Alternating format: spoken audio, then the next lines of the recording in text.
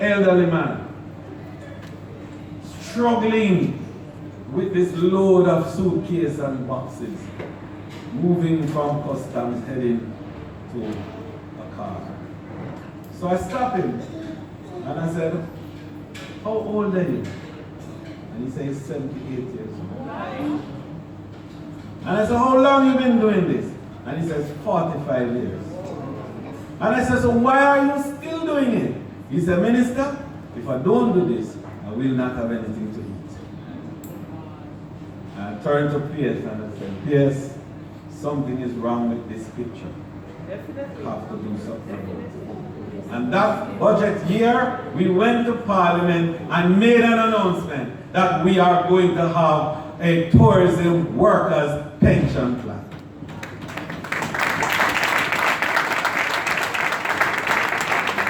And we started the preliminary work. And you know the wonderful democracy that we have, how things work. So I went off on a short sabbatical. You know what a sabbatical is? I take a little break. And during the break, the good news is that the work continued. So I give credit to those who filled the gap for me while I was away for a little while. It was only 4 years, and then I came back and pick up the work, and we decided. And in the last 3.5 years, we have now completed the job, and we have this ground shaking, earth trembling,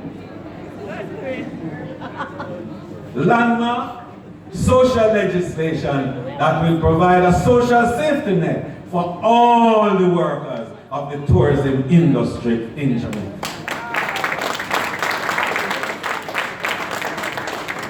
So just in closing, before Ms. Daisy comes to tell you the details, I want you to know that we were concerned that when the pension plan actually came into force, because we are saying that you have to be between the age of 18 and 59 to register, but your pensionable age is 65. So what happened to things between 59 and 65? And then how much money could you really save in 5 years from 59 to 65 in order to get a pension that can make you buy 2 tablets and some sweeties? Especially that your salary is not the salary of the governor of the bank. Not that he's the highest person in the country, but that's the mention. So we sat down and we thought about it, and we said, okay, let's devise a plan as to how to incentivize the fund, how to augment the fund.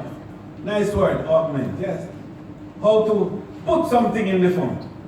And we decided that if we were able to put $1 billion Jamaican in the fund over the 5-year period, it would make the fund reach a level so we could ensure that people who are 59 when they join and only have 5 years to contribute can still get a decent pension that they can live by. And that's what we did. We put that $1 billion there, and we call these people now augmented beneficiaries. What a nice term. Augmented beneficiaries. And so now, those who are 59 and joining, and only have 5 years to put in their own little savings, no matter what it is, they will be guaranteed $200,000 a pension per year, and that is what we think is a good start for any pension arrangement in Jamaica. I just want that point to sink in, because think about it. You know, some civil, I don't want to need that to carry it, but you know, some civil servants get in and some politicians get in $56,000. You know that? per month. Think about it. You understand what I'm saying? It's amazing.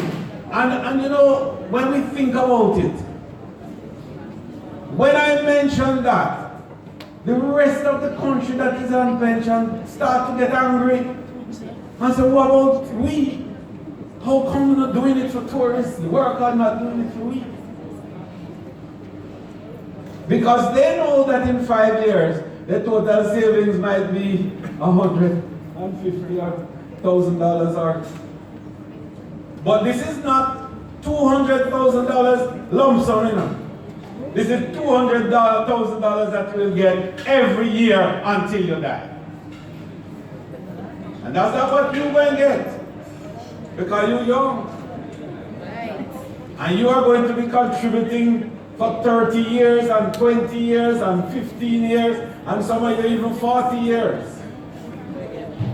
And as the fund grows and grows and grows, so does your ability to earn more, grow and grow, because you're getting better and better interest on it. And by the time you reach your time, you will be having millions of dollars in your account and you will be able to get decent pension as a result. So we thought that we had to make sure, first of all, that those were protected. The second key areas that we thought we must do was to present a law that protects you, that have penalties for people who break the rules, including the employers and the fund managers and the fund administrators, because these are the three key partners that you have. But we also put in the law to make sure that there is tax benefit for everybody who contributes to the fund.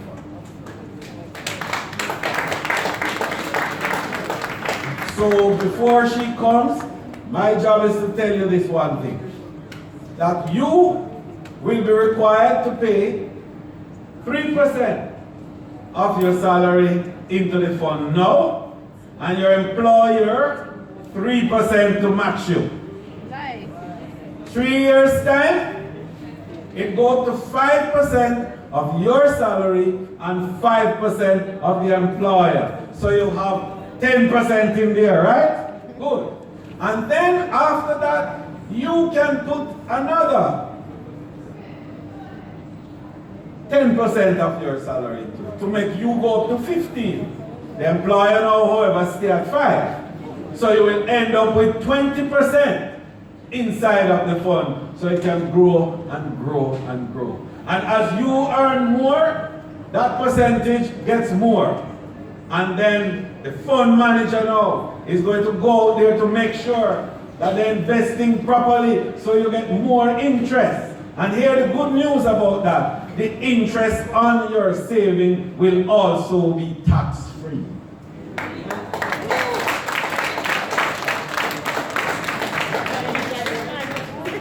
So these are the things that government is doing and that I can talk about. The last thing that government is doing that I can talk about is to step away from your business after I have passed the regulations which give effect to the fund and the laws relating to it in Parliament in another few weeks, having established the board of trustees for you, and the board having met already and picked the fund manager and picked the administrator. We're not telling you them name right now because the contract is not yet completed. When that is completed, hopefully next week we'll announce them.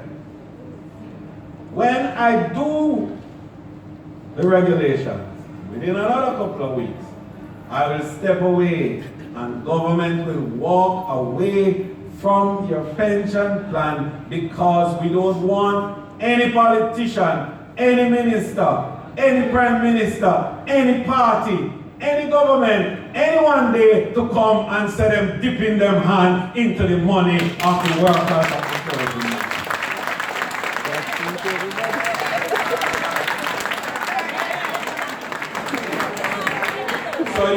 will have a private sector business that you own.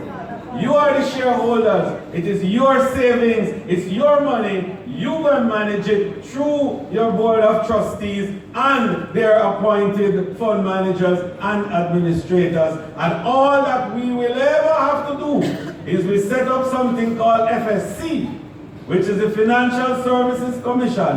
And that will be the watchdog that stand up out there now to see to it that the people who to pay over the money, pay it over. That the managers who to manage it properly. That the administrator who are to administrate it, administer it properly. And if they don't do it, the law says that we are going to charge them $3 million or they go to jail and then pay you interest on your money. God bless you and thank you very much.